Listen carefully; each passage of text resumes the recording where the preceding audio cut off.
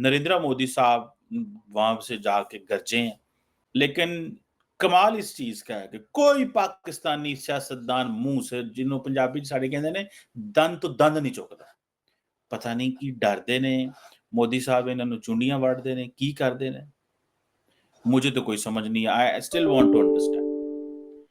मोदी साहब एक तो मैसेज क्लियर दिया उन्होंने। साथियों, पाकिस्तान ने अतीत में जितने भी दुष्प्रयास किए उसे मुंह की खानी पड़ी है, लेकिन पाकिस्तान ने अपने इतिहास से कुछ नहीं सीखा है। वो आतंकवाद के सहारे, प्रॉक्सी वॉर के सहारे अपने आप को प्रासंगिक बनाए रखने का प्रयास कर रहा है। लेकिन आज जब मैं उस जगह से बोल रहा हूं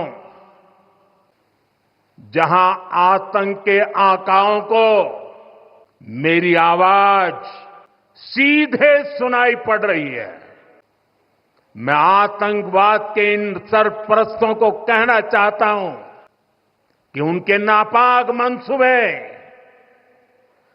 कभी कामयाब नहीं होंगे। आतंकवाद को हमारे जाबाज पूरी ताकत से कुचलेंगे, दुश्मन को मुंहतोड़ जवाब दिया जाएगा। कारगिल की वार हुई थी, उसमें इंडिया का बहुत नुकसान हुआ था, उनका बहुत ज़्यादा नुकसान हुआ था, उनकी फौज मरी। बट ये है कि उस वक़्त इंटरनेशनल लेवल पे चूँकि हम एक इंटरनेशनल बैनुल-अक़वामी क़वानीन के अंदर रहते हुए बाज़ दफ़ा कुछ दुनिया के कानून भी मानने पड़ते हैं, तो वो जो बात कर रहा है मोदी तो कुछ भी कहता रहता है। अभी उसको पता है मेरी आगे इलेक्शन कैंपेन हो रही है, इलेक्शन कैंपेन खत्म हो चुकी है। इंडिया के प्राइम मिनिस्टर जो है, तीसरी बार इंडिया के प्राइम मिनिस्टर नरेंद्र मोदी जो हैं वो सेलेक्ट हो गए हुए हैं। आज तो उनके वहाँ पे जो है कारगिल मेमोरियल डे सेलिब्रेट किया जा रहा है, जिस पे उन्होंने ये जो है वो खिताब किया और पाकिस्तान को वार्न किया। उन्होंने कहा कि पाकिस्तान ने पास्ट में कई बार ऐसी बुज़दिलाना हरकतें की हैं और हमेशा पाकिस्तान को मुँह की खानी पड़ी है। अब भी करेंगे तो मुँह की खाएंगे। हम दहशतगर्दी बिल्कुल बर्दाश्त नहीं करेंगे। आज तक इंडिया और पाकिस्तान के दरमियान जितनी भी जंगें हुई हैं, पाकिस्तान ये कहता है कि हम जीते हैं। हमें तारीख में कुछ बताया जाता है, हमारे बच्चों को कुछ पढ़ाया जाता है, लेकिन जो है निकलता कुछ। अब कारगिल की वॉर के बारे में हम आज बात कर रहे हैं, तो आपको पता है ये जंग इंडिया ने अपने नाम की थी और आज इंडिया उसी जीत का जो है जश्न मना रहा है। उसकी यादें ताज़ा करते हुए इंडिया के प्राइम मिनिस्टर नरेंद्र मोदी ने ये बात की कि पाकिस्तान की जो कौम है ना, पाकिस्तान की कौम हमेशा से, अब देखिए आप यहाँ पे जिस तरह से खड़े होकर बात कर रही हैं, you are actually a citizen of Pakistan, right? मुहिब्बे वतनी यहाँ नजर आती है। तो पाकिस्तान के एक नॉर्मल मुहिब्बे वतन का ये हाल है कि वो भारत वालों के 5-7 फौजी घर के पांड्या ना उन्हें भड़का देने ने।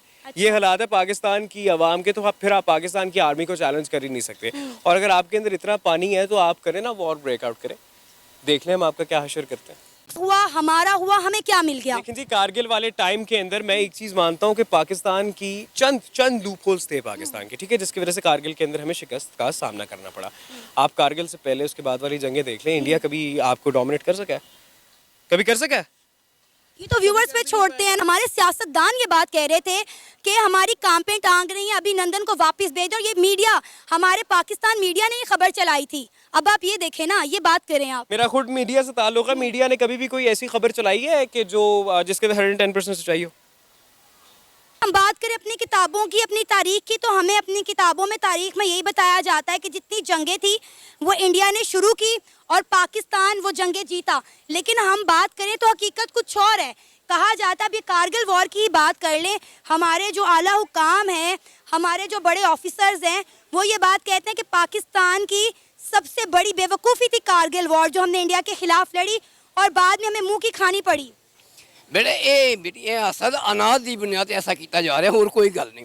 ये असद अनाज की बुनियाद ये कह रहा है कि कारगो दी तो इस वास्ते कि मैं तो ये कहांगा कि अगर वो हमला आवर होंदा है तो कोई गल नहीं, कला है उन्होंने खुदा, उन्होंने तो खुदा है ही नहीं ना। उन्होंने तो खुदा वो जिन्होंने हिफाजत आप करते हैं, लेकिन साडा खुदा वो जी साड़ी हिफाजत आप करते हैं।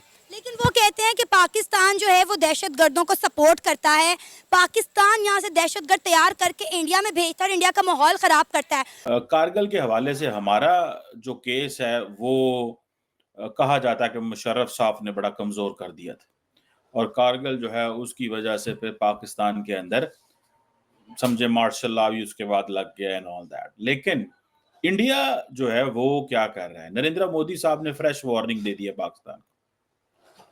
देखें ये वो कहते हैं ना कारगिल, इसे बोलते हैं 25 इयर्स ऑफ कारगिल विजय दिवस, ठीक है जी। और इंडिया ने अपनी एक पोस्ट जो होती है ना स्टैंप, वो भी इसमें जारी कर दी है, ठीक है जनाब। वो कह रहे हैं कि जनाब ये जो स्टैंप है इसको भी उन्होंने जारी की। साहब कहते हैं कि पाकिस्तान जो है वो भारत के अंदर दहशतगर्दी करवा रहा है, एक बात। दूसरा वो कह रहे हैं कि इंसर्जेंसी का खतरा है और टेरर एक्सपोर्ट करते हैं। पैटर्न्स, ये लफ्ज उन्होंने 3-4 उनकी हुकूमत के हैं, patterns of terrorism, exporting terrorism.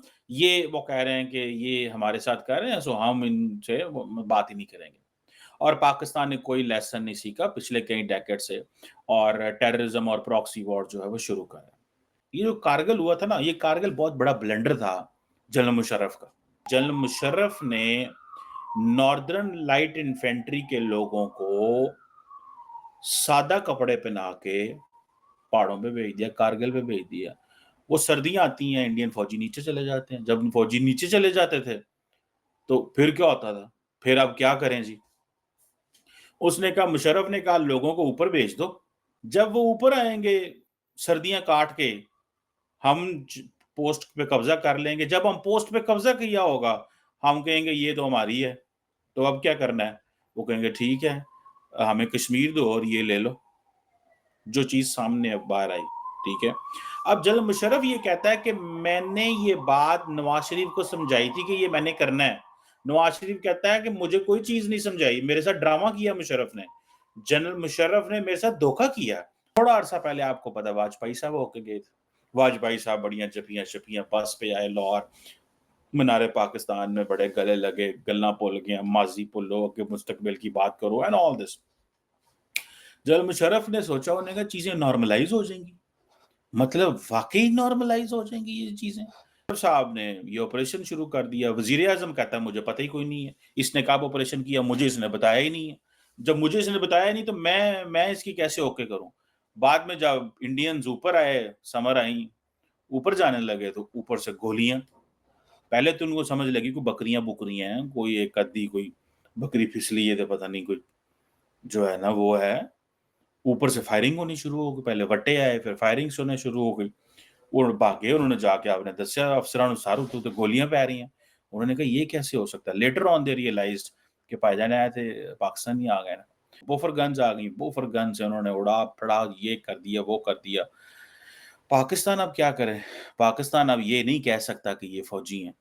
क्या कहता है पाकिस्तान, पाकिस्तान कहता है पायना है थे उन्हें मुजाहिदीन है कश्मीर के, हमें पता ही नहीं चला ऊपर चढ़ गए। ले फौज का इंच इंच पे पैरा और वो ऊपर चले जाएं, ये कैसे मुमकिन होता है। अब अगर पाकिस्तान कहता है ये फौजी हैं तो इंडिया जो है वो किसी भी इंटरनेशनल बॉर्डर के ऊपर महाज खोल सकता था। अगर वो किसी इंटरनेशनल बॉर्डर पे महाज खोल देता हम मुश्किल में आ जाना था, हमने मुश्किल में आ जाना था। अच्छा उन्होंने कहा अच्छा ये क्या है, ये मुजाहिदीन है, ये मुजाहिदीन ऊपर कैसे चले गए, आपकी नाक के नीचे से मुजाहिदीन चले गए, आप देख रहे थे, आपकी फोर्सेस वहां मौजूद है, वो कैसे ऊपर जा सकते हैं और इतनी सैकड़ों की तादाद में और हजारों की तादाद में। खैर इंडियंस ने फिर इसकी इंटरनेशनल शोर मच गया। जब शोर मच गया मुशर्रफ साहब भागे भागे 4 जुलाई को वाशिंगटन पहुंच गए। क्लिंटन ने बड़ा मुश्किल टाइम दिता, उन्होंने कहा इंडिया ने चुप कराओ यार, इंडिया को बिठाओ, खुदारा इंडिया जो है वो हमें मुश्किल पैदा कर रहा है। अब ये काम जनरल मुशर्रफ को नहीं पता था ये हो सकता है। जनरल मुशर्रफ को क्या इस चीज का नहीं पता था ये हो सकता है, पता था। लेकिन जारी बात है हर जनरल साहब के अपने डिजाइन थे। जनरल साहब ने नवाज शरीफ को भेज दिया वाशिंगटन वालों ने मोदी साहब को फोन किया, उस वक्त वाजपेयी को फोन किया और उन्होंने कहा देखें ये तो हमारे साथ ज्यादती कर गए हैं। इन्होंने क्या किया, हम थोड़ा अर्सा पहले गए थे लाहौर, उधर हमने इनसे जपियां डाली थी, मिठाई खाई थी, हम बस पे गए थे, उधर बात तय हुई कि हम पाकिस्तान को मानते हैं, कोई ऐसी बात नहीं, आए मुस्तकबिल की बात करें। उस वक्त अब वो मुशर्रफ साहब जो है वो मुशर्रफ अब देखें, हमारे साबिक वज़ीर-ए-आज़म नवाज शरीफ के बकौल वो कहते हैं मुशर्रफ ने मेरे खिलाफ साजिश की।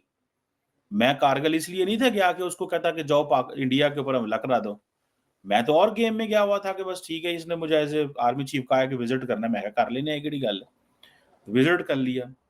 अब फिर अमेरिका ने तरले करा-करू के वहाँ से इंडिया से चीज़ें की है। उन्होंने फिर बड़ा हमारा जानी नुकसान किया। जब जानी नुकसान हुआ, घर में लड़ाई हो गई। मुशर्रफ में और नवाज शरीफ में तनाव पैदा हो गया। रेटरिक ओ भाई ये रेटरिक नहीं है, दैट्स देयर पॉलिसी। ये उनकी पॉलिसी है। आप इस पे क्या कर सकते हैं? मैंने कहा है ना कि वो कहते हैं कि मौका मिला तो हम पाकिस्तान में आएँगे। वंदे मातरम। मेरा ये चैनल सब्सक्राइब करें और मेरे हर अपडेट आपको मिले, इसके लिए बेल आइकन जरूर दबाइएगा।